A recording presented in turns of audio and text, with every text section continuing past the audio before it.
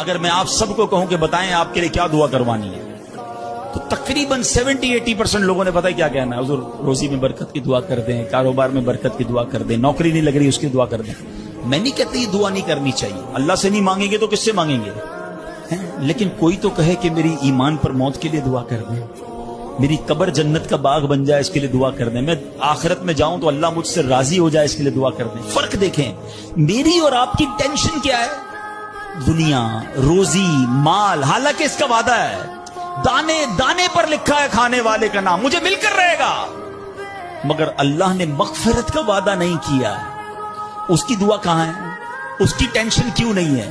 ایسے کئی لوگ مجھے بھی ملے، آپ کو بھی ملے ہوں گے، یار رات کو نیند نہیں آ رہی، کیوں؟ بس یار کاروبار کی ٹینشن بہت ہے۔ کبھی زندگی میں ایک رات میری اور آپ کی ایسی گزری اس ٹینشن میں نیند نہ آئی ہو کہ قبر میں جاؤں گا تو قبر جنت کا باغ بنے گی یا دوزخ کا گھڑا بنے گا؟ کلمے والی